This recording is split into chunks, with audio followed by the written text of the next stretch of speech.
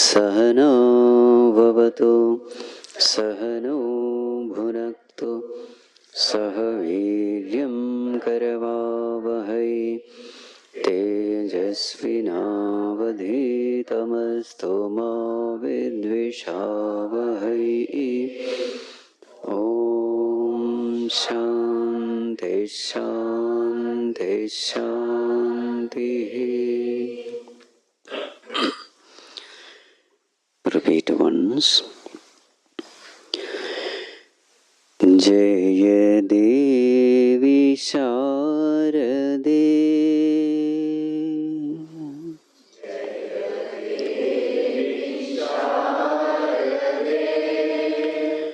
विद्या विशारदे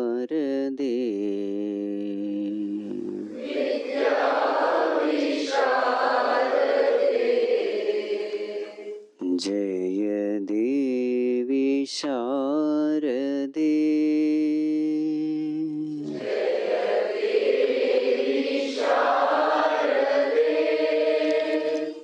विद्या विशारदे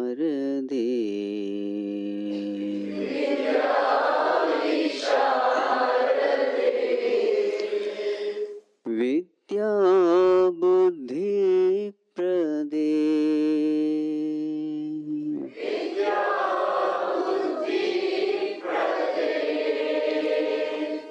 विद्या बुद्धि प्रदे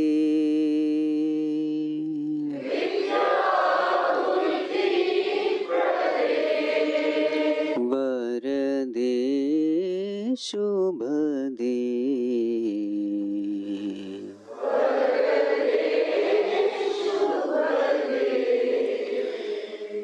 जय देवी शारदे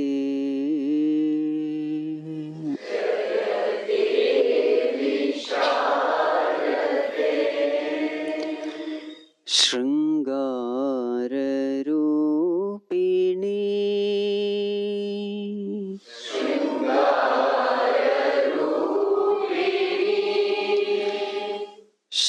शृंगेरी वासिनी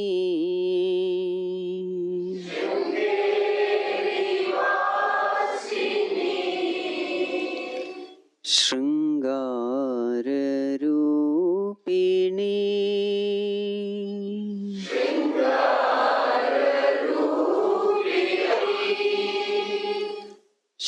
शृंगेरी वासिनी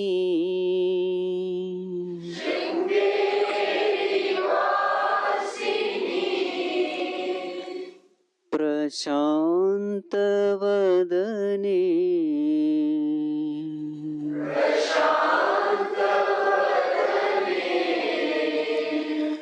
प्रशांत वदने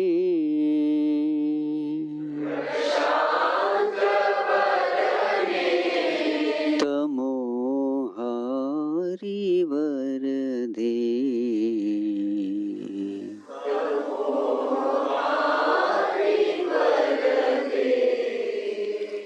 जय देवी शारदे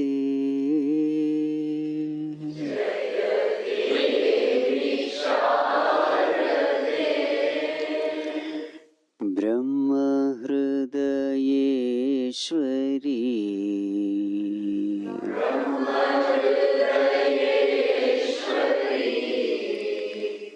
देवी वागीश्वरी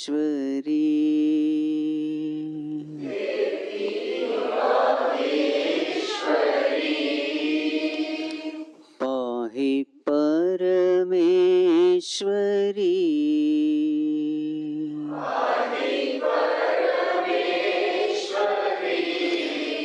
तुषार शिखरेश्वरी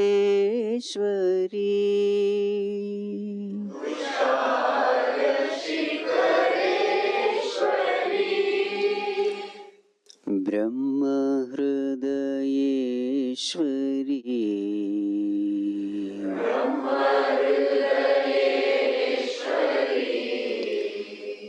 देवी वागीश्वरी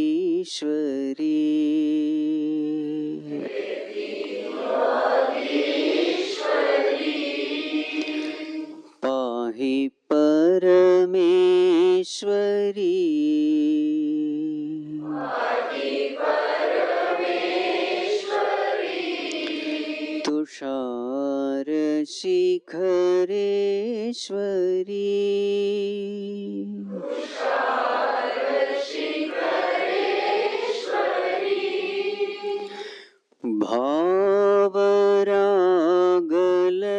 भावरागलयताळ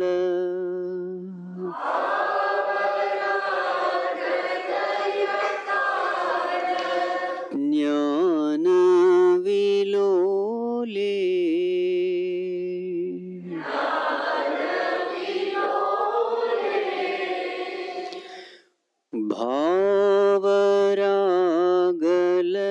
भावरागलयताळ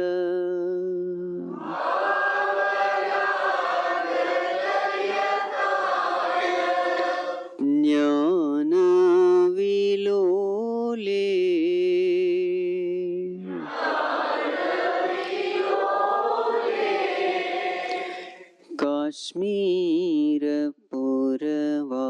काश्मीरपुरवासिनी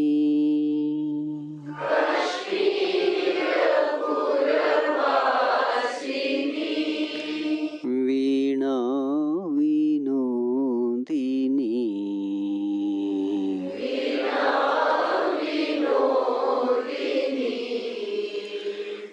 जय देवी शारदे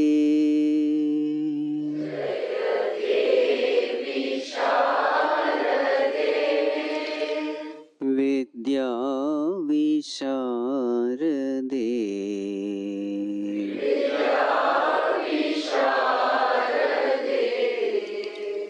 विद्या बुद्धि प्रदे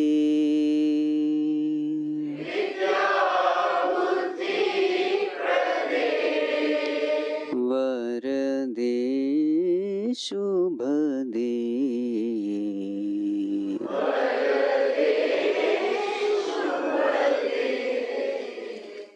जय देवी शारदे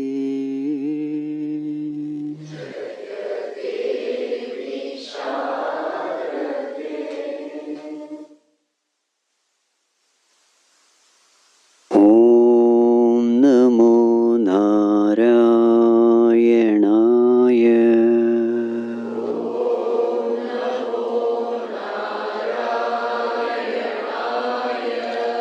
ॐ नमो नारायणाय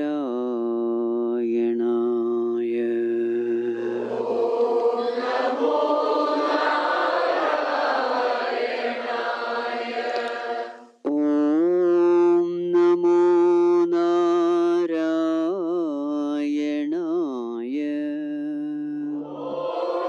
ॐ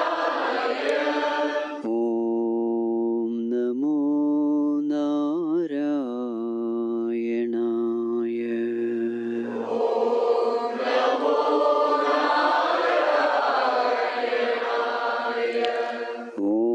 ॐ नमो नारायणाय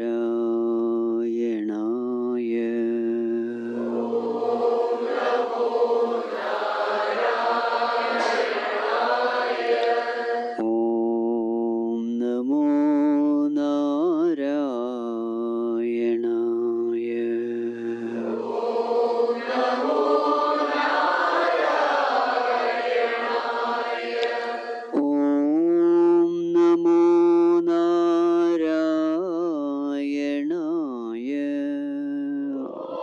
नारायणाय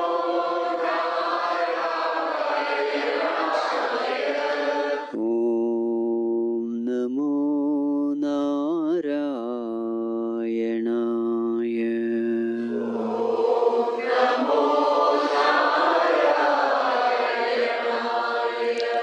ॐ नमो नारायणाय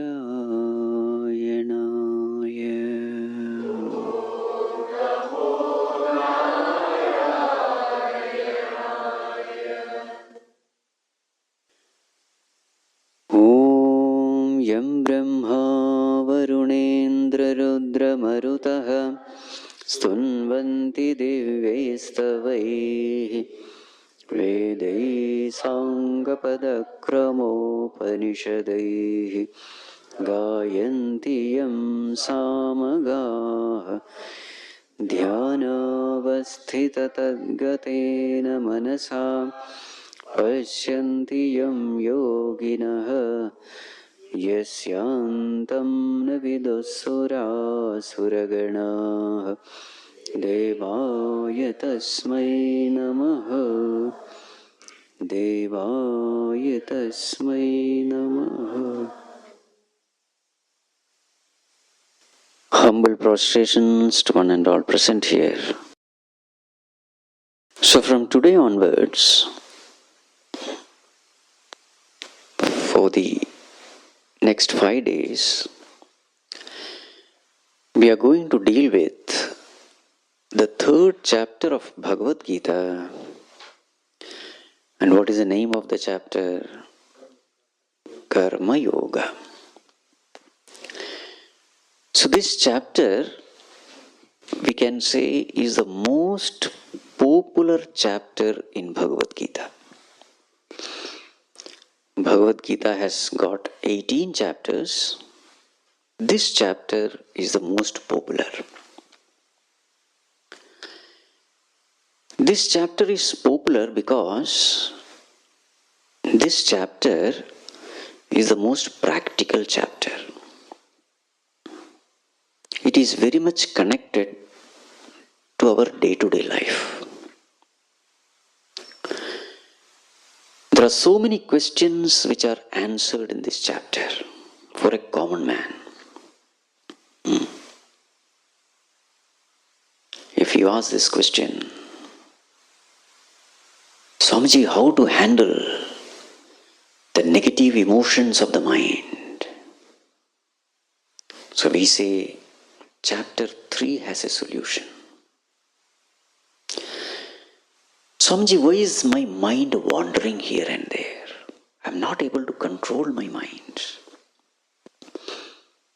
We say, chapter 3 can guide us. Swamiji, I'm not able to meditate properly. There are a lot of difficulties I find. So again we say, chapter 3 will guide you. Swamiji, I don't know how to take decisions in life. Sometimes I'm confused. What is my duty? What is my responsibility? What I should do and what I should not do? Then again we say, chapter 3 has a solution for you.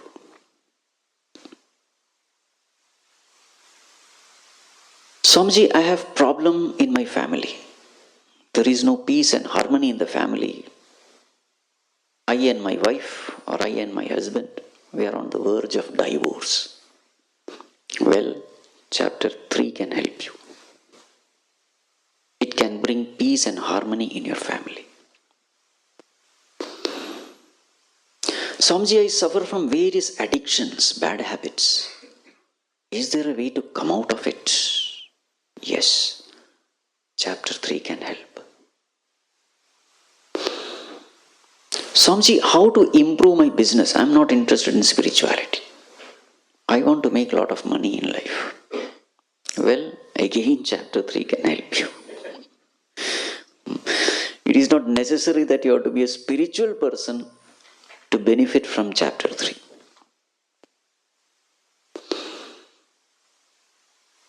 Swamiji, how can I be a role model for my children? Can you give some parenting tips? Again we say, chapter 3 has a solution for you.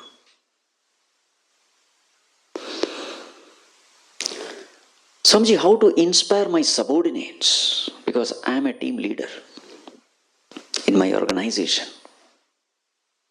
Again we say, turn to chapter 3. Swamiji, how to develop devotion for God? How to develop my connectivity with God, strengthen my association with God, experience His presence. Again we say, chapter 3 can guide you. So are you seeing the varieties of topics which are covered in chapter 3? That is why this chapter is very, very popular. If there is one chapter which Puja Gurudev Swami Chinmaya has conducted maximum yajnas, it is this chapter 3. If there is one chapter which all the Mahatmas unanimously love and made use of, for national resurrection, then that is this chapter. Whether it is Mahatma Gandhi, whether it is Vinoba Bhave, Gokhale, all those great personalities, Aurobindo. So with this introduction, we enter into this chapter. I think this introduction is enough. Either you must be having your book, we have the sheets also, you can use it, we have books also. So chapter 3. It starts with a question by Arjuna. So repeat once. Om Shri Paramatmane Namaha.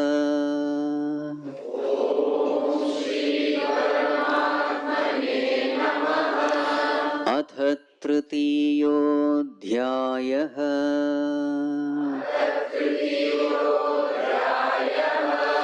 कर्मयोगः। Arjun उवाच जायसि चेत् कर्मणस्ते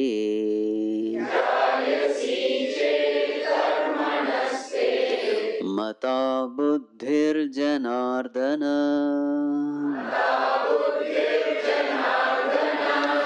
तत्किं कर्मणि घोरे माम् नियोजयसि केशव। जायसि together. जायसि चेत् कर्मणस्ते मता बुद्धिर्जनार्दन तत्किं कर्मणि घोरे माम् नियोजयसि Keshav. We will chant the next one also. व्यामिश्रेणेव वाक्येन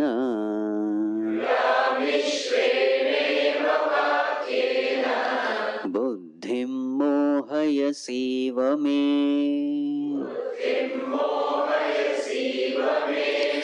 तदेकं वद निश्चित्य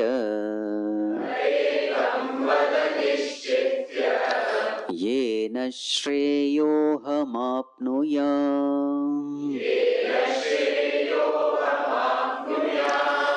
व्यामिश्रेणेव वाक्येन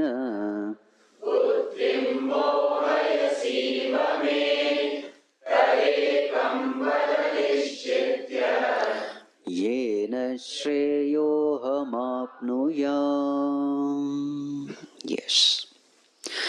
So the third chapter begins with a question by Arjuna. So to understand this question, we have to briefly understand what has happened in the second chapter, because this question is connected to the second chapter. So in second chapter, Bhagavan glorifies self-knowledge.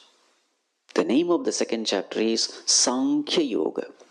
The meaning of Sankhya is Jnana. So Bhagavan says, Arjuna, this is the very purpose of life. The purpose of life is know thyself as you are. All problems in life is because we don't know who we are. We think we are the body, but Bhagavan says you are not the body. You are that infinite self, immortal self, blissful self. You are Bhagavan himself, Tattvamasi. That is a message of the second chapter. So therefore, the purpose of life is to know ourselves as we are. Then Bhagavan goes on to explain the glory of a man of realization. Sthita Prajna Lakshana. What is the characteristic of a person who has gained this knowledge? How free he is from the external ups and downs of life. How thoroughly he enjoys his life. So this way, the entire second chapter is glory of self-knowledge and the glory of the man of self-knowledge. So naturally, what should be the message? Arjuna, you must gain this knowledge. Then suddenly Bhagavan says, therefore Arjuna, fight the war. To gain this knowledge, you must fight this war. Now Arjuna is expressing his confusion in this question. So what is Arjuna's question? Bhagavan, He Janardana, He Keshava, Jayasi Chet. If you consider Buddhi Jayasi Chet, if you consider knowledge to be superior to what? Karmanah Jayasi Chet. If you consider knowledge to be superior than action, then in that case, Tatkim Karmani Ghore Mam Niyojyasi. Bhagavan, then why are you engaging me, asking me to fight this terrible war? What you should have asked me, Arjuna, go and get this knowledge. You don't have to fight this war and all. Let us retreat. Let them fight, whoever wants to fight. You come. There is a beautiful ashram there. And maybe there is some guru also. Sit at his feet, gain this knowledge, because this knowledge is the most important thing. This is what you must have said. Instead, what are you saying? Arjuna, knowledge is great, but you must fight the war. Are you able to understand the question? So Arjuna is saying, Bhagavan, I am not able to understand the relation between my fighting this terrible war and in the process gaining this knowledge. I am not able to see any relationship between this. To gain any knowledge, what you have to do? You have to go to the person with knowledge and then learn that knowledge. Gaining knowledge is the way. And gaining knowledge is not by fighting the war. So this is the confusion which Arjuna is expressing. Vyamishreneva vakyena buddhi mohayasiva me. Bhagavan, your words are confusing.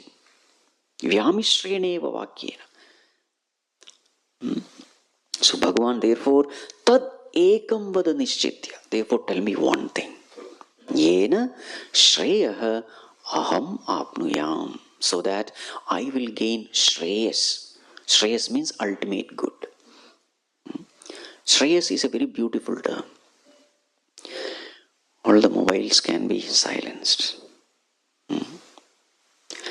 Shreyas is a very beautiful term. Shreyas doesn't mean what is good for me. No. Shreyas means what is good for me and what is good for everyone. That is what is Shreyas. Where everybody is benefited. So now, here there are beautiful things which commentators comment upon. You see, what is the name of Bhagavan used here? Janardana. Janan, Dushta Janan, Ardayati iti Janardana. The one who destroys wicked people is called Janardana. This is one meaning. So here the indication is Bhagavan, it is very easy to kill wicked people, bad people. But here I have to kill my near and dear ones. It's a very difficult task. That's why the Ghore term, Ghore Karmani is the term used here. The Ghora Karma is a terrible action. Keshava. Keshava means what? The one who killed Keshi. Killing demon is very easy. But in this war, that is not what I am supposed to do. So therefore, Bhagavan, why are you engaging me in this action? On one side, you are glorifying knowledge. On the other side, you are asking me to fight the war. Fighting the war and gaining knowledge, I am not seeing any relationship at all. If you want to gain the knowledge of physics, what will you do? Do pranayama? Doing pranayama will give you the benefits of pranayama. But see, doing and gaining, there has to be a relationship.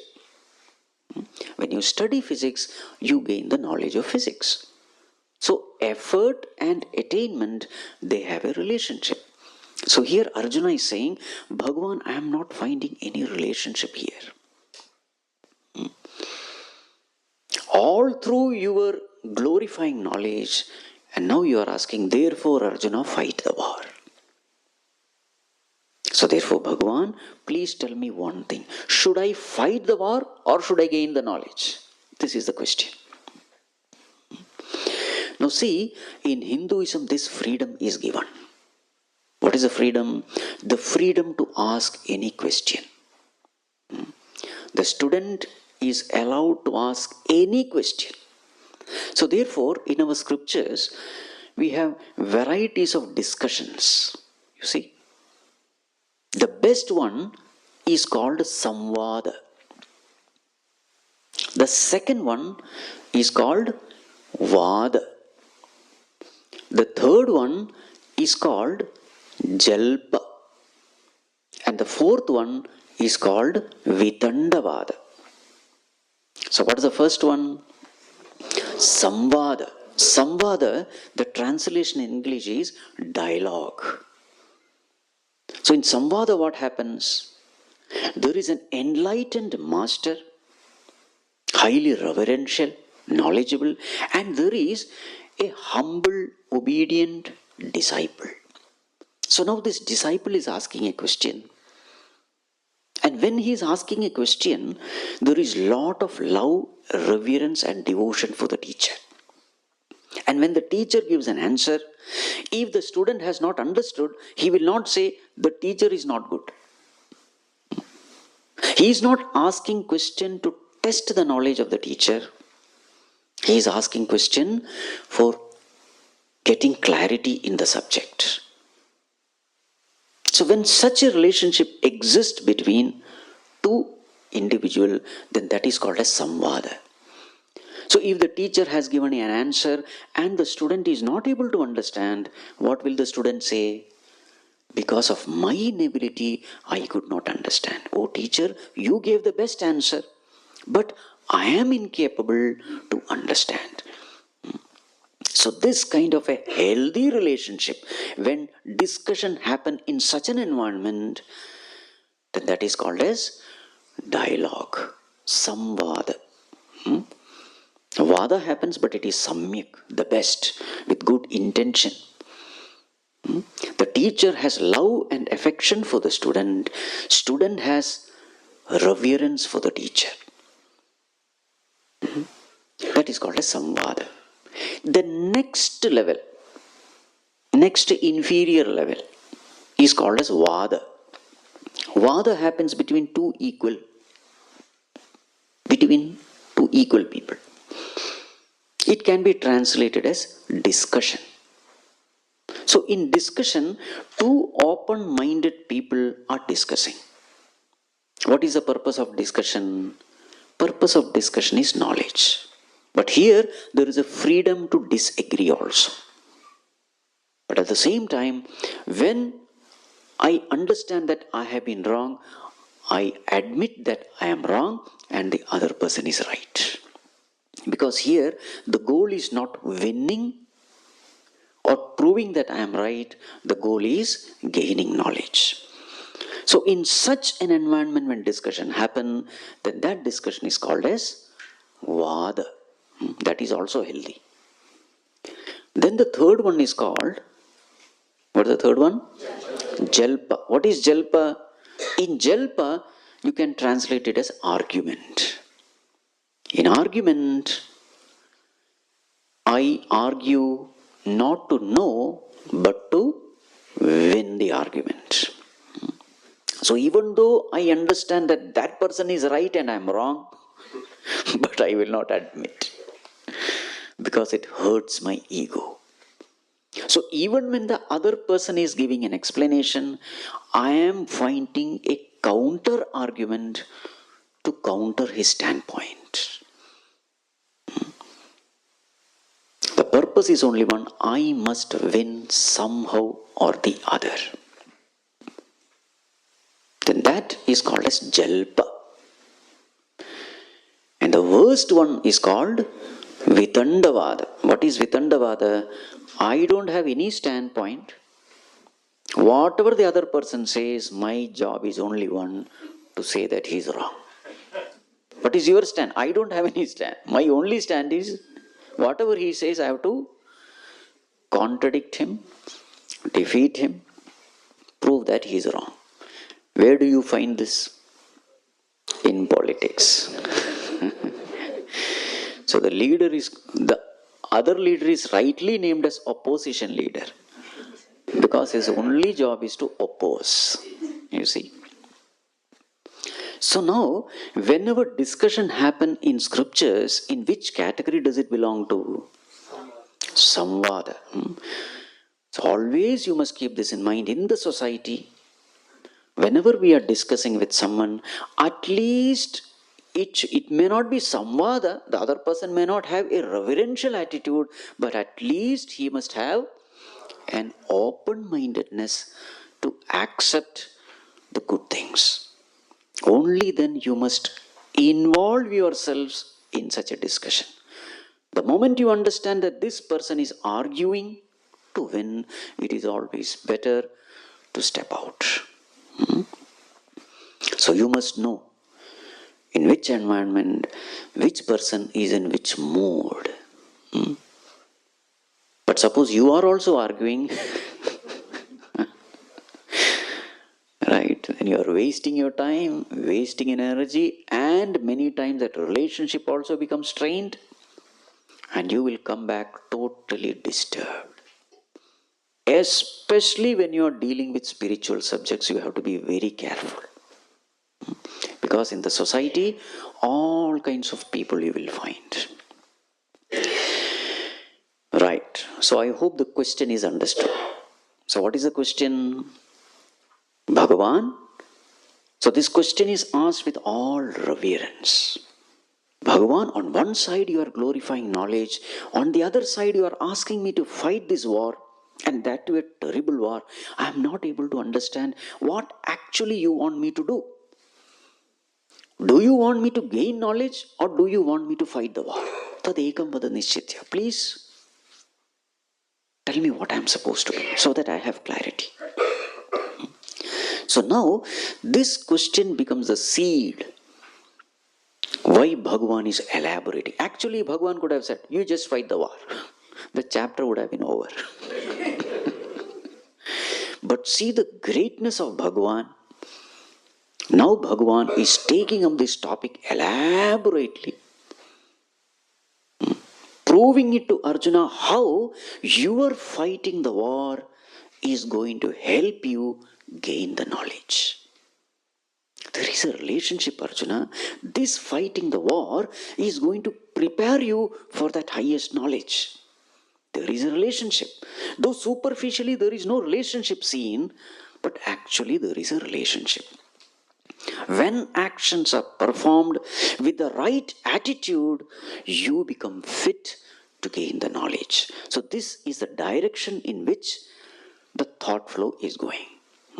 The whole discussion is happening. So now let us see the answer given by Bhagavan. Verse number 3. Shri Bhagavan Uvacha Lokesmin dvividha nishtha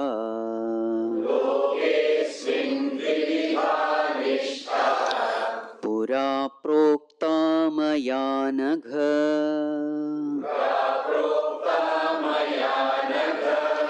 Jnana yogena sankhyanam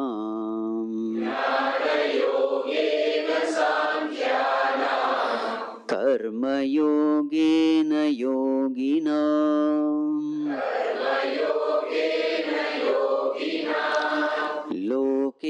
अस्मिन् द्विविधा निष्ठा पुरा प्रोक्ता मया नघ ज्ञानयोगेन सांख्यानां कर्मयोगेन.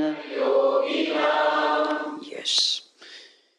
So how does Bhagavan address Arjuna? Hey Anagha, O sinless one. You see, with so much of love, so much of affection, Bhagavan is addressing Arjuna. He doesn't say, oh fool, how many times I have told you, you have not understood. No, no, no. You see, full of compassion, full of love. Hey Anagha, O sinless one. Asmin loke, in this world, dvividha nishtha, two paths, maya prokta, have been given by me. Pura, even from the beginning of creation itself. So the Lord is speaking. Even when the whole world was created, even from the beginning of this creation itself, I have given two nishtha, two paths. Bhagavan, what are the paths? Jnana yogena sankhyanam, karma yogena yogina. One path is called Jnana Yoga, the other path is called Karma Yoga. Two paths. Bhagavan, why did you give two paths? Arjuna, two paths are necessary because one path is for the beginner, the other path is for the advanced seekers. Those who are beginners, we cannot give the advanced path. And those who are advanced, they need not follow the beginner's path. In fact, they have followed the beginner's path and they have reached the advanced path. Exactly like how the mother feeds children. So there is a newborn baby. So what she will give? She cannot give rice, chapati and all that. Newborn baby will be given only breast milk. Because that's all what the child can digest. But as the digestive capacity increases, the food also changes. And finally, when the digestive capacity is fully developed, that child is given gross normal food.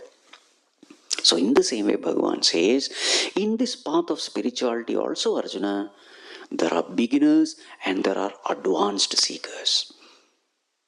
So Bhagavan, what is the path given for the beginners? Karma yogena yoginam. So here yogi means a beginner. For the beginners, I have given the path of Karma Yoga and Jnana Yogena Sankhyanam. For the advanced people, Sankhyanam, those who are fit for Jnana Yoga, those who are fit for higher meditation, I have given the path of Jnana Yoga. So Jnana Yoga and Karma Yoga. Karma Yoga is for the beginner, Jnana Yoga is for the advanced. Now, naturally a question may come, Bhagavan, how will I know whether I am in the advanced category? Because everybody wants to be in the advanced always. Nobody wants to be a beginner. How do I know which category I belong to?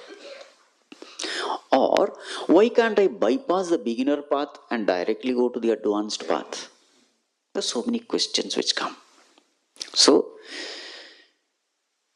understanding that these questions will be there, Bhagavan himself is answering all these questions. So let us chant verse number 4. Na karmana manarambhat naishkarmyam purushosnute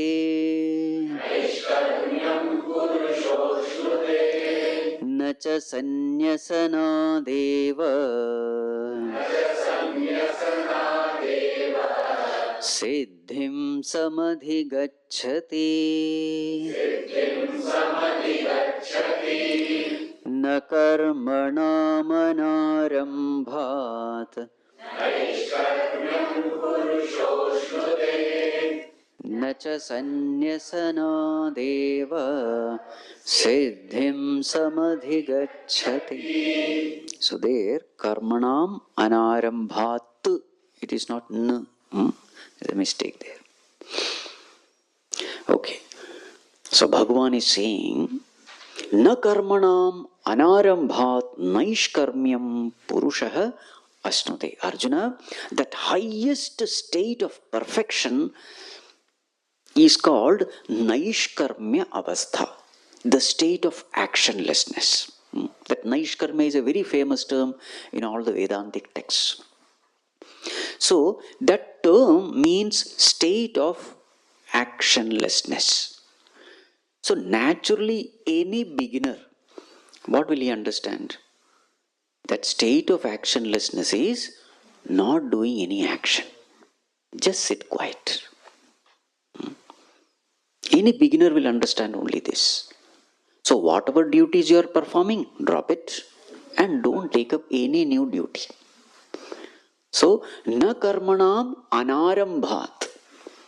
So since I have to attain that highest, and that state of perfection is that state of actionlessness. So two things you will have to do. What are the two things? Whatever action you are doing, stop it and don't take any more responsibilities. So those two options are specifically mentioned by Bhagavan. Karmanam anarambhat. By not taking up any new responsibility, Arjuna, you don't attain that supreme state. Nacha sanyasanat. Whatever duty you have, sannyas. Now this is a very big warning given to all people in the society. This blunder has been committed by very many people. What is that? That state, the highest state is state of actionlessness. So therefore, what did they do? They escaped from their duties and responsibilities. Very many people in the society, they have done this mistake. So therefore, Bhagavan is specifically warning. And generally there is a tendency to escape from the world because in the family there is stress, there is tension, there is worry, there is anxiety, all kinds of negativities you will find at home. You will find the same thing in your profession, with your boss, with your subordinates. Everywhere there is tension, worry, anxiety, stress, bitterness. So easily, what is the first thought which will come? Especially a person who has read some scriptures. I think I should just run away from here. Samsara, anyway, samsara, gloriously, description is also there. So anyone would be tempted to escape from this world of stress. What do they do then? They leave their family, they leave their profession, go to some Himalayas, some cave, they sit and meditate. Bhagavan is warning all such people here. What are they trying to do? What they are trying to do is, they are bypassing the path for the beginners and they are trying to take the path of the advanced. Will they succeed? They are not going to succeed. And it is a fact of life also. Gurudev himself has said this, that in the Himalayas, 90% of the sadhus are all fake ones. Fake in the sense what? They are in the sadhu dress, but no spiritual evolution has ever taken place in them. They are still bitter. They are still narrow-minded. What is the mistake they have done? This is the mistake they have done. You see, if you read Bhagavad Gita, you will find all dangers being discussed. Bhagavan warns, there will be a temptation to escape from this world of stress, but never escape. If Bhagavan has placed you in such a world, with strained relationships, etc., remain there. That is the right place for you. Learn to face the challenges of your life by remaining in the world. Don't escape. Because by escaping, you are not going to solve the problem. Because actually the problem is your mind. The problem is not the people around. The problem is not the situation. The problem is our own mind.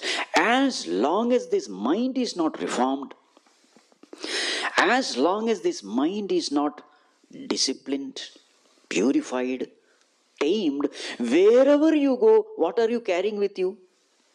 The very same impure mind, and wherever you go with this impure mind, you will create an unconducive environment around yourself.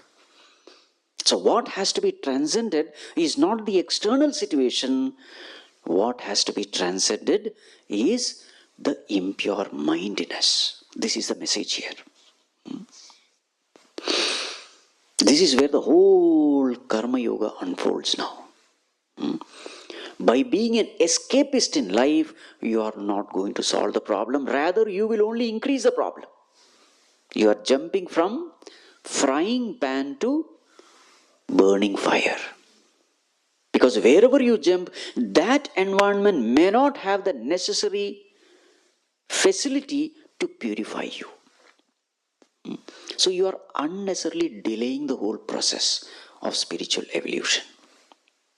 Arjuna, now as far as the state of actionlessness is concerned, listen. Next verse, verse number 5. Nahi kaschit kshanamapi jato tishthatya karma krita karyate hyavashah karma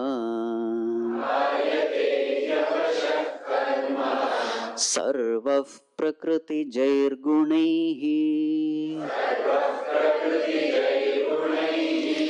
nahi kaschit kshanamapi jato tishthatya karma krita karyate hyavashah karma sarva prakriti jair gunai. Yes, Arjuna, that state of actionlessness, that supreme state, has actually speaking nothing to do with physical action. Many times people think that state of actionlessness is not doing anything. No. It is absolutely wrong. In fact, let me tell you the truth, Arjuna. Kshanamapi, even for a moment, kaschit, anyone, akarmakrita natishtati. It is just not possible for anyone in this world to remain actionless at the body level or at the mind level. Meaning what? Karyate hi avashah karma sarvah prakriti jair gunehi. Sarvah avashah karma karyate.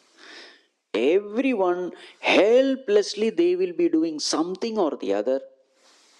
There is a state of helplessness, avashata. And what prompts them to perform action? Prakriti jair gunehi, their own natural tendencies, inclinations, likes and dislikes. Nobody can escape from action. This is what is being said. So actually when we say that state of actionlessness, it has nothing to do with physical action or inaction. In fact, the whole topic is discussed in the 4th chapter and the 5th chapter, where it is said that action is there only when there is identification with the body.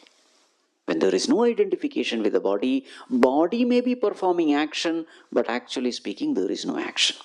If your identification is with consciousness, there is no action even when the body is performing action. This state of total identification with consciousness is called state of actionlessness. Now that topic is not further elaborated here because this chapter is not for that.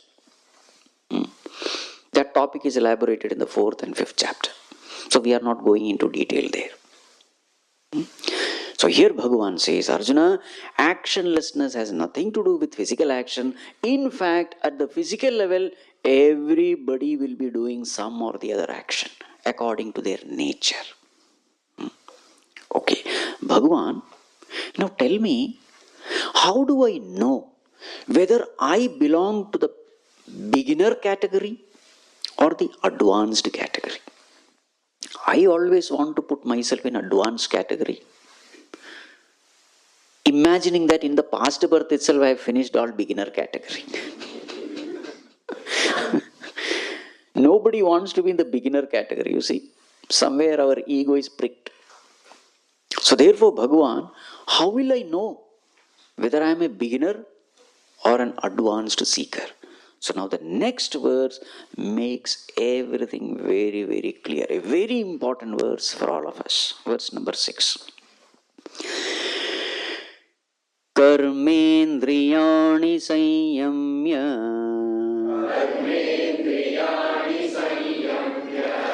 ya aste manasa smaran Indriyarthan vimudhatma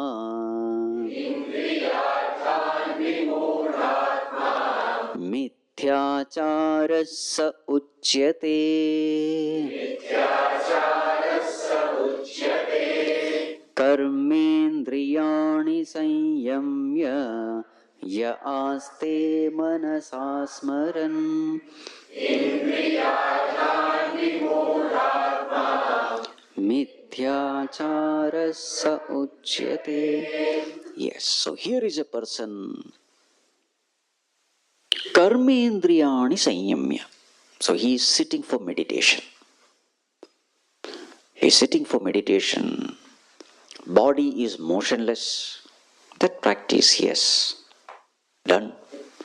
That ability he has attained. Body is motionless. He is sitting straight. Maybe he is sitting in Padmasana also. Karma indriyani sanyamya. Karma indriyas are all controlled. Organs of action are all fully under control. Body is motionless. But what is he doing with his mind? Ya aste, he is seated. Manasa smaran. Smaran means what? Remembering. What is he remembering? Indriyarthan, the object of the senses. So he is seated motionless. As far as the body is concerned, there is no movement. But as far as the mind is concerned, mind is wandering all over. He is thinking of things, beings and situations. In short, a chattering mind. What is he doing? Meditation. But what is happening? Chattering. Mind is not quiet. A chattering mind is a clear indication that mind is not in my control. I want the mind to be silent, but the mind is not listening to me. Manasa smaran. If this is happening at the seat of meditation, then understand you belong to the category of beginner. This is the litmus test. We don't have to get certificate from somebody, some institution, some guru. Not necessary. Just sit, see what is happening at your seat of meditation. Is the mind is wandering? Are you able to control your emotions? Is the mind listening to you? Is it a disciplined mind, a tamed mind, obedient mind, quiet mind, cheerful mind, divine mind, God-oriented mind?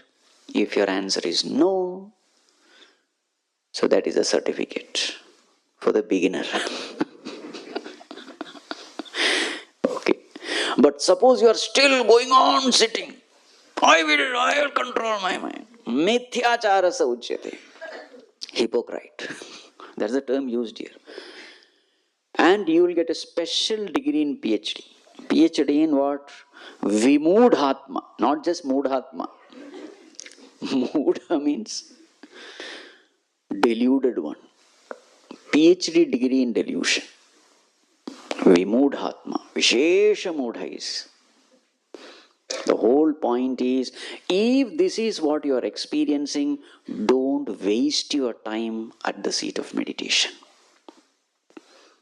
Because then what you have to do is not more and more meditation, then you have to get into Karma Yoga. You see how that topic is beautifully introduced. Who is fit for Karma Yoga? The one who has a restless mind, the one who has no control over the mind. That itself shows that mind is impure.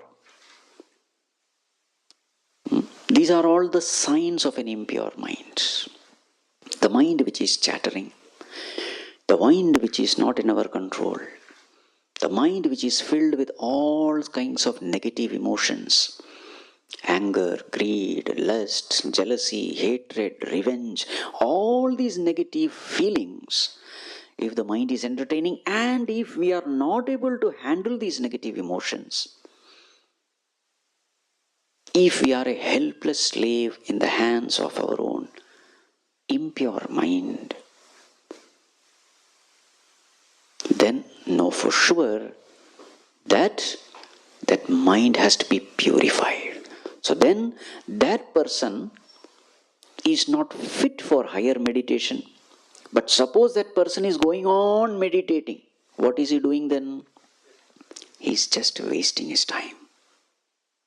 That is why Bhagavan says he is a Vimudhatma. And also he is a Mithyachara. Mithyachara means a hypocrite. Whose achara is mithya. Who is a hypocrite? Showing the world something, internally something else. That is called as hypocrisy. So, to the world he is showing, see, I am a great yogi. Why? See, sitting in Padmasana.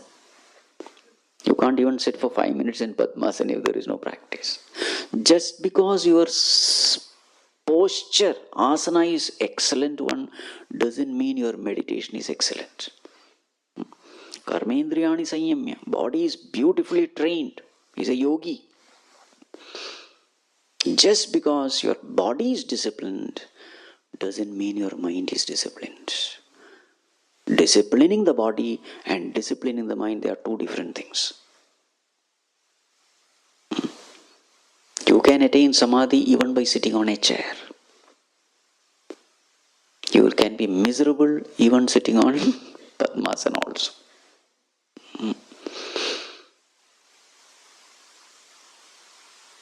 There is a beautiful quote by Puja Gurudev.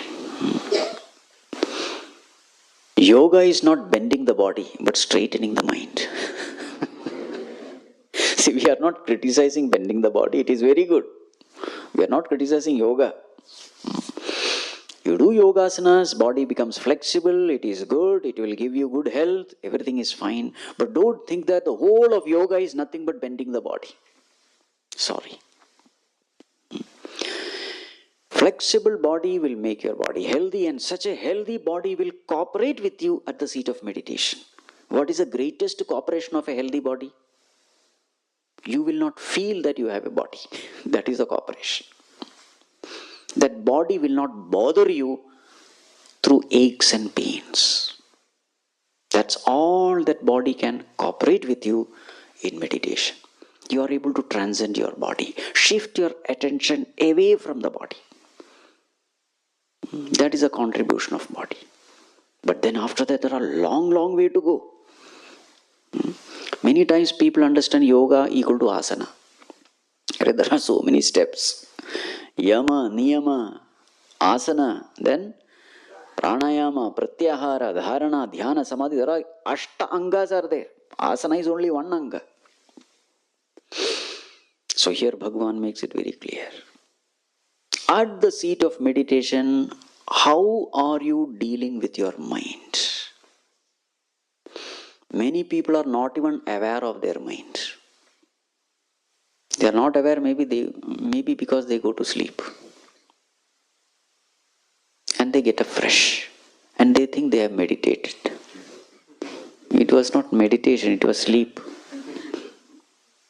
Swamiji, I went to Samadhi, Swamiji. I was not even aware of my body. It is not Samadhi, it is Sushupti.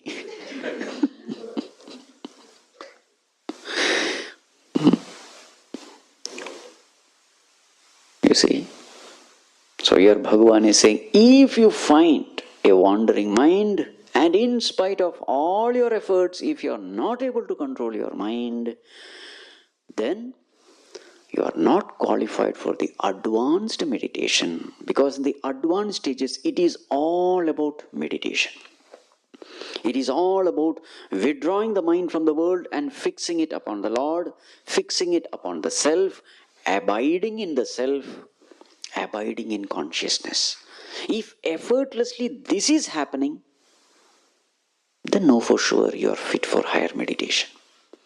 But if that is not happening, then unnecessarily wasting your time at the seat of meditation is not going to do any good. It will be exactly like a child who is sitting in the class. A child who has not even studied A equal to apple, B equal to ball. Where is he sitting? E equal to MC square. He is supposed to study E equal to elephant. But he is in a class E equal to MC square. What will he learn? He will not learn anything. So it is far better go and sit in A for apple, B for ball. At least you will learn something. So this is what Bhagavan says. You see, these guidance are very, very important guidance, because very many people have messed up their life by doing all this. Some stress from the world, strain from the world, they escaped from the world. Now all alone doing some meditation. What meditation? This is a meditation. Mind is filled with likes and dislikes. How dare this person told this thing to me? How dare that person did that thing to me? This is all what is going on in the head. Lot of revenge, lot of jealousy, lot of likes and dislikes, lot of hatred. How much ever you go to solitude, it is not going to help. How many hours of meditation you do, it is not going to help. It is exact like some dirt is in the body, there is pus, and you want it to heal without removing the pus. Is it possible? Impurity has to come out. Till then, no healing will take place. You have to cut upon that wound, remove that impurity, clean that wound, and then apply medicine. In the same way, meditation is not the first step for the beginners. Otherwise, what will happen? This is what will happen. You will sit for meditation. In fact, sitting itself will be very difficult. But even if you sit stubborn, with stubborn will, you will have a lot of difficulties. The first difficulty is called laya. You will go to sleep. Early morning you get up. Darkness is there. Silence is there. Eyes are also closed. So the mind says, this fellow wants to sleep, because the whole environment is very conducive. This is called as laya. First obstacle for a meditator. If the person is not going to sleep, then the second obstacle is called vikshepa. Vikshepa means a wandering mind. Wherever your likes and dislikes are there, mind will go. You can't stop it. That mind will drag you. And many times we are not even aware that mind is wandering. After half an hour, suddenly, why am I sitting here? We were thinking of so many things. We are not even aware that mind is wandering.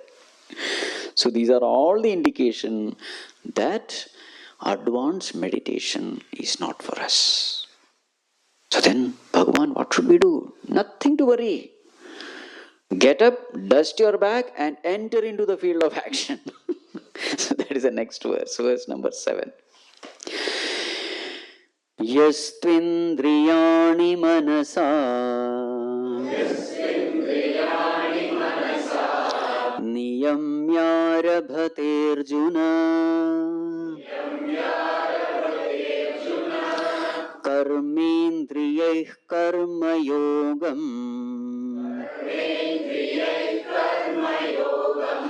asaktasya vishishyate yastvindriyani manasa niyamyarabhaterjuna karmendriyah karmayogam asakta savishishyate. Savishishyate. Such a person excels. Such a person grows spiritually very fast. Who is he? Yaha tu. So tu means but. But means what? Compared to that person who is wasting his time sitting in meditation, doing nothing, with a wandering mind, with a wool gathering mind, compared to that person who is wasting his life, this person excels. What does he do? Indriyani manasa niyamya, having controlled all his senses with his mind, karmendriyahi karma yogam arabhate. A person who enters into the field of action with the attitude of karma yoga. Such a person vishishyate. Now see this. One person is meditating and devolving spiritually. Other person is in the field of action and is evolving spiritually. See the difference. One person is using the advanced meditation technique only to fall down. The other person, with the basics of karma yoga, he is evolving. Can you see that? See that comparison and contrast. So therefore, if you find that you are struggling at the seat of meditation, don't waste too much of time. Yes, 15-20 minutes is fine. But if you find that you are not truly meditating, you are struggling with your mind, then don't waste your time. You enter into the field of action, perform your duties. In that way, the world is also benefited because of your creativity, ability, talent, action, etc.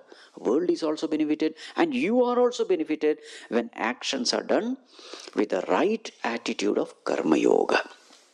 Because then the mind becomes pure. And with such a purified mind, a time will come when you will be able to do advanced meditation. For advanced meditation, the necessary qualification is a pure mind. Otherwise, no meditation is possible. And for purification of mind, karma yoga is a means. This is the whole thought flow. So there are two paths, the path for the beginner, the path for the advanced. What is the path for the beginner? Karma yoga. What does karma yoga do? Through karma yoga, you attain purity of mind. With the pure mind, you are able to do jnana yoga, dhyana yoga, meditation you are able to do. Once the mind is pure, the mind comes under your control. It is a disciplined mind, tamed mind. It will listen to you. And with such a disciplined, obedient, pure mind, you are able to fix that mind upon the reality. And thus, you are able to realize the highest truth.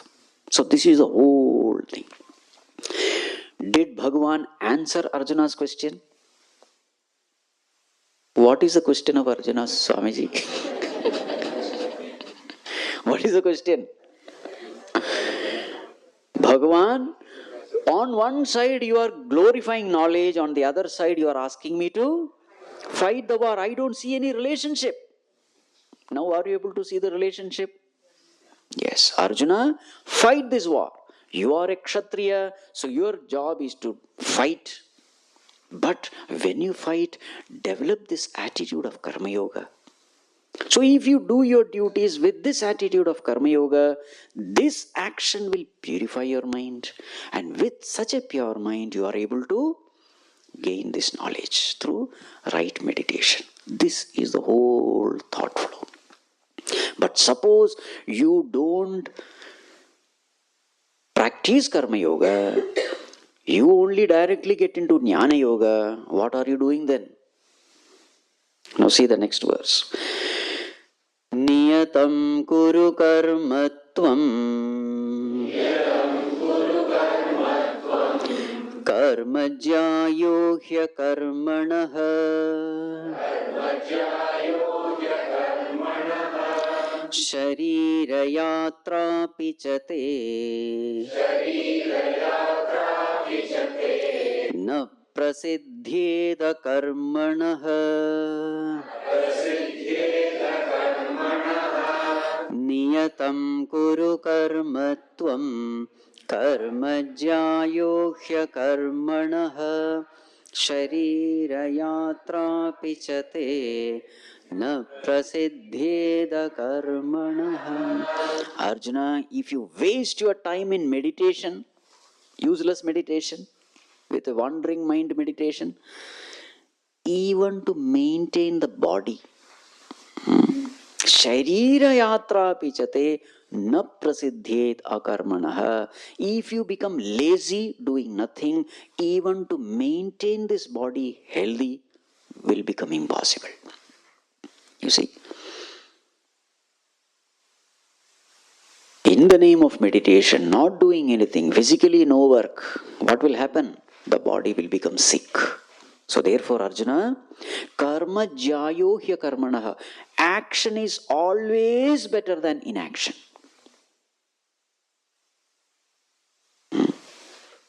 Action is always better than inaction. So therefore, niyatam karma kuru. Therefore, do your duties. So now we can put it under different category. Though it is not said here, there is an extra information. What is the worst case? Worst case is harmful action. You perform action harming others. That's the worst. Better than that is not doing anything. Yes or no? Akarma is better. Better than that is selfish action. Selfish, harmless action. You're doing action for yourself, but in the process others are benefited. You're not harming anyone. That is even better. Selfish, harmless action. Even better is selfless, harmless action. Even better is egoless, selfless, harmless action. You know what is egolessness means? Anyway, that topic will come tomorrow. This topic I will discuss later, okay? What is egolessness and selflessness? Slight difference is there. And the highest is the state of actionlessness. So first we will discuss what is Karma Yoga, and then we will discuss all these topics. So that topic of Karma Yoga will come tomorrow. That verse number 9 is the central verse of chapter 3. We will chant that verse. Yajñārthāt karmanonyatra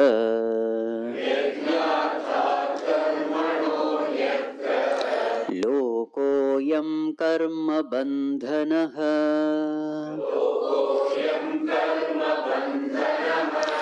tadartham karma kaunteya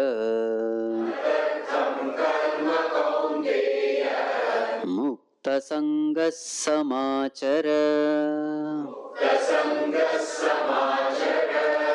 yajñārthāt karmanonyatra lokoyam karma bandhanah tadartham karma kaunteya mukta sanga samachara. Yes. So here Bhagavan says, any action yajñārthāt anyatra karmanah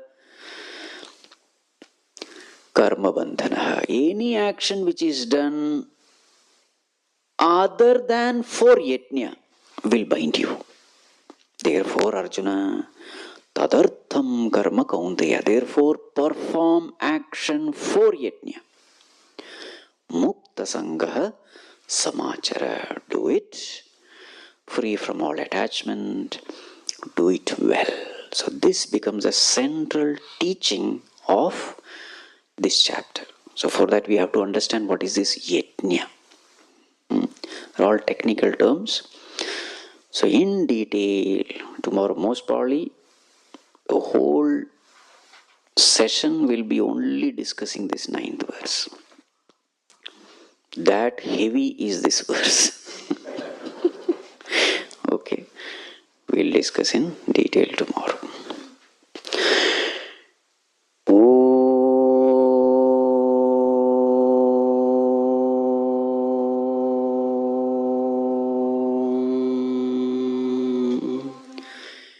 सर्वे भवन्तु सुखिनः, सर्वे सन्तु निरामयाः, सर्वे भद्राणि पश्यन्तु, मा कश्चित् दुःखभाग् भवेत्। असतो मा सद्गमय, तमसो मा ज्योतिर्गमय, मृत्योर्मा अमृतं गमय। ओम शांति। हरि ओम। श्री गुरुभ्यो नमः। हरि ओम।